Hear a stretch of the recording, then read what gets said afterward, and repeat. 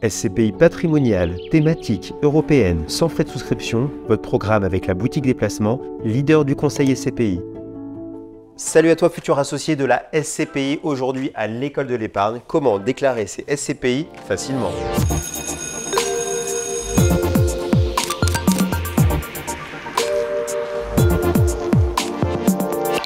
Vous devez déclarer vos parts de SCPI. Pas de panique. Les SCPI, ce n'est ni plus ni moins que de l'immobilier. Donc, il y a deux déclarations à faire. C'est la 2044, c'est celle des revenus fonciers.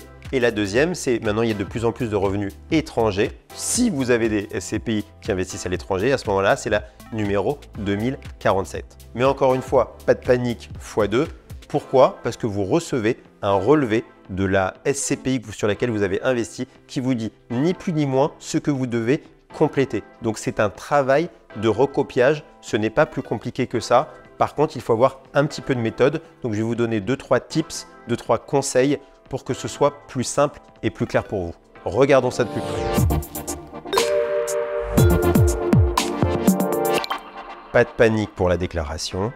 C'est du recopiage, contrairement au direct. Si vous avez des biens en direct, c'est vous qui devez récupérer combien vous avez perçu de loyer, vos charges, etc. Donc c'est quand même simplifié au niveau des SCPI.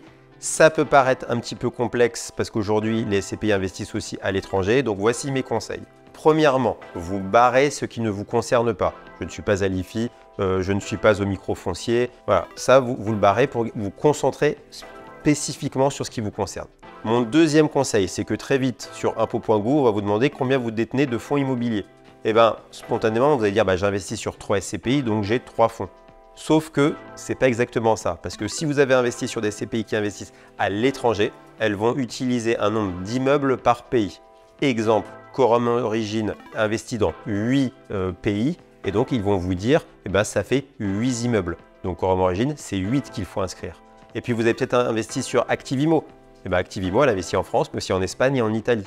Et donc ça fait 3. Donc 8 plus 3, ça fait 11. Et si en plus vous avez encore investi sur Hirokozen, qui font 3 pays, il faudra encore en rajouter 3. Donc voilà, donc bien compter le nombre de fonds immobiliers par immeuble et non par le nombre de fonds sur lesquels vous avez investi réellement. Mon troisième conseil, c'est que le crédit, c'est un petit peu plus complexe et c'est pour ça que je ferai un tuto qui sera vraiment dédié pour la ventilation des intérêts d'emprunt. On verra ça. Et puis, un conseil aussi que je trouve important, c'est quand vous êtes sur une déclaration, complétez toute la déclaration. Quand vous êtes sur la 2047 des revenus étrangers, faites tous les revenus de 2047. Voilà, c'est en ayant cette méthode. Je compte mon nombre de fonds réels par rapport aux impôts.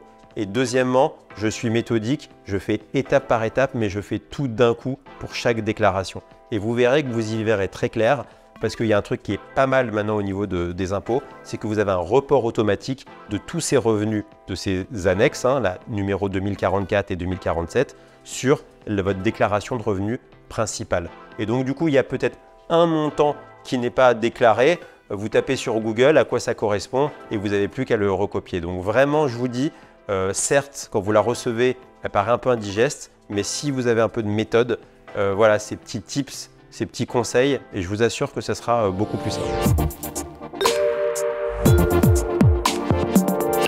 En résumé, je l'ai dit et je l'ai redit, la déclaration des SCPI est quand même plus simple que dans le réel parce que vous n'avez pas besoin de chercher les informations, tout vous arrive. Après, il faut faire une sélection. Donc moi, mon conseil pour résumer, c'est d'être méthodique. Et pour être encore plus simple, à la boutique des placements, on propose maintenant un service d'accompagnement pour votre première ou quand vous avez des doutes sur votre déclaration fiscale, que ce soit en physique ou à distance. Donc, j'espère que vous y voyez un peu plus clair. Ne vous inquiétez pas, il y aura d'autres tutos sur les SCPI. La vidéo vous a plu, abonnez-vous sur la chaîne YouTube. Cliquez sur la cloche pour être prévenu à chaque nouvelle vidéo. Suivez-nous sur le compte Instagram Boutique des Placements. Et puis le but du jeu, venez me solliciter pour vos projets SCPI. Vous voyez, il y a besoin d'un vrai conseil, d'un vrai accompagnement. Faut pas prendre ça à la légère. À très vite pour un nouveau sujet.